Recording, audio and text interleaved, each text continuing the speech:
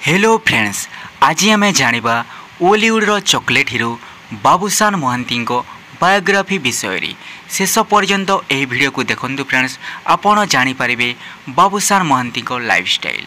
Babushan Mahanti real नाम होउची तन्मय महांती, किंतु सही नाम को कहीं जानती नहीं। बाबूशान नाम से बहुत फेमस।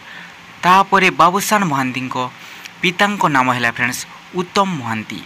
आपण मैंने जानी उत्तम महांती होती ओलीवुड्र गोटे बहुत बड़ सुपरस्टार। बाबूशान महांती माता नाम है अपराजिता महांती। आपण मैंने जानी उत्तम महांती और अपराजिता महांती दुहे दुही मैरेज करिसेंती बा विवाह करिसेंती। आपण मैंने जानी दुई जन जाक होते ओलीवुड्र सुपर डुपर हिट जोड़ी। तापरे आपण मैंने जानी फ्रेंड्स बाबूशान महांती 30 जुलाई 1999 भुवनेश्वर रे जन्म ग्रहण करथिले। बाबूशान महांती शिक्षा जीवन आरंभ होइतिला फ्रेंड्स डीएवी पब्लिक स्कूल रे। डीएवी पब्लिक स्कूल रे पाठ पढ़ी सारिबा परे बाबूशान महांती किट यूनिवर्सिटी रे पोस्ट ग्रेजुएट कंप्लीट करथिले। ताहा परे बाबूशान महांती 2009 मसीह रे ओलीवुड रे पाद देइथिले। तांकर फास्ट मूवीर नाम है मु रोमियो दी लवर बॉय। से ही मूवीटा फ्रेंड्स बहुत सुपर डुपर हिट होइतिला। ताहा परे Babushan Mohanty back to back Odia film रो ऑफर पाइथिले।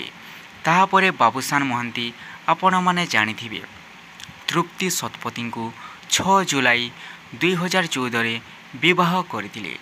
बाबूशान महांती गोटे पुओ मध्य अछि। बाबूशान महांती गोटे मूवी करिवा पई नियंती से 30 लु 40 लाख टंका पर्यंत। आपण माने जानिथिबे बाबूशान महांती ओडिया फिल्म रे एक्टिंग करिबा सहित सुंदर गीत मध्य गांती। आपण माने जानिथिबे तांकर डेब्यू करुथिबा मूवी मु रोमियो दी लवर बॉय रो टाइटल सॉन्ग मध्य गाइथिले। आउ से तांकर सब मूवी रे गोटे गोटे गीत गांती और बहुत सुंदर गीत गांती। बाबूशान महांती प्रोड्यूस मध्य करिसंती। आपण माने जानिथिबे रिलीज होइतिबा मूवी पावर मूवी रे से प्रोड्यूस मध्य करिसंती। बाबूशान महांती तरंग सिने अवार्ड रे बहुत थर बेस्ट एक्टर भाव में मनोनीत होइकी से विन मध्य करिसंती। बाबूशान महांती आज पर्यंत 40 रु ऊर्ध्व मूवी रे ओडिया मूवी रे एक्टिंग करी सारिसंती। आपण माने जानिथिबे तांकर ब्लॉकबस्टर मूवी होची दमन, जो मूवीटा फ्रेंड्स माने हिंदी लैंग्वेज मध्य डब होइकी रिलीज होइतिला और बॉक्स ऑफिस रे ब्लॉकबस्टर होइतिला। तो आपण मानकु केमिति लागिला फ्रेंड्स बाबूशान महांती विषय जानिकी कमेंट रे लेखंतु। Thank you friends.